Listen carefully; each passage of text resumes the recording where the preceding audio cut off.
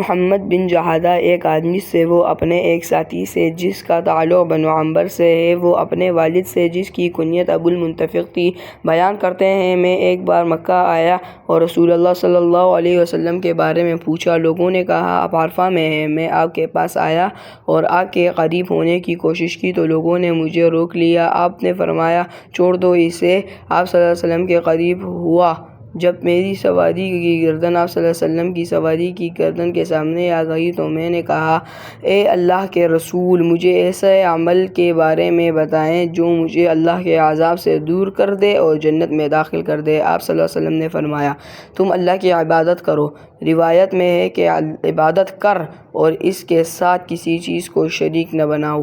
فرض نماز ادا کرو، فرض زکوٰۃ ادا کرو، رمضان کے روزے رکھو، حج اور عمرہ کرو، اور دیکھو کہ تم لوگوں کے کس رویے کو پسند کرتے ہو تو ان کے ساتھ بھی ایسا ہی برتاؤ کرو، اور ان کے جس طرز عمل کو تم اپنے حق میں ناپسند کرتے ہو ان کے ساتھ بھی ویسا طرز عمل نہ کرو۔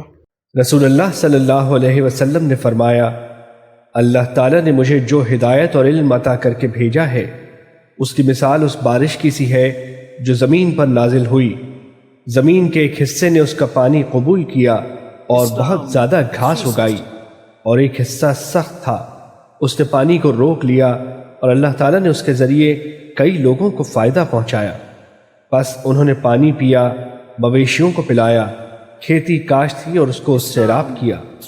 پھر یہی بارش اس زمین پر بھی برسی جو چٹیل میدان تھی، وہ نہ پانی کو روک سکی اور نہ گھاس اگا سکی۔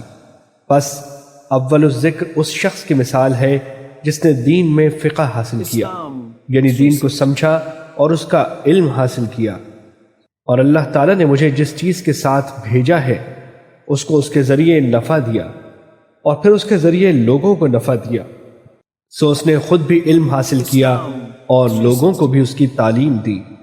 اور مؤخر الذکر اس آدمی کی مثال ہے جس نے علم اور ہدایت قبول کرنے کے لیے سرے سے سر ہی نہیں اٹھایا، اور اللہ تعالیٰ کی وہ ہدایت قبول نہیں کی جس کے ساتھ اس نے مجھے مبعوث کیا۔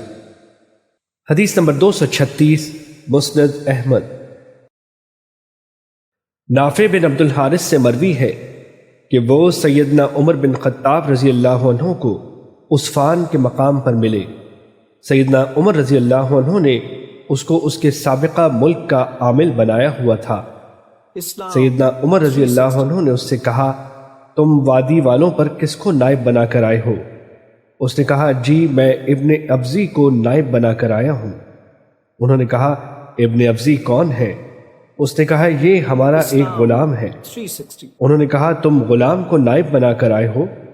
اس نے کہا جی وہ اللہ تعالیٰ کی کتاب کو پڑھنے والا، فرائض کو جاننے والا اور فیصلہ کرنے والا ہے۔ سیدنا عمر رضی اللہ عنہ نے کہا خبردار، تمہارے نبی صلی اللہ علیہ وسلم نے فرمایا تھا بے شک اللہ تعالیٰ اس کتاب کے ذریعے بہت سے لوگوں کو رفعت عطا کرتا ہے اور اسی کے ذریعے بعضوں کو ذلیل کر دیتا ہے۔ اسلام 360۔ حدیث نمبر 237۔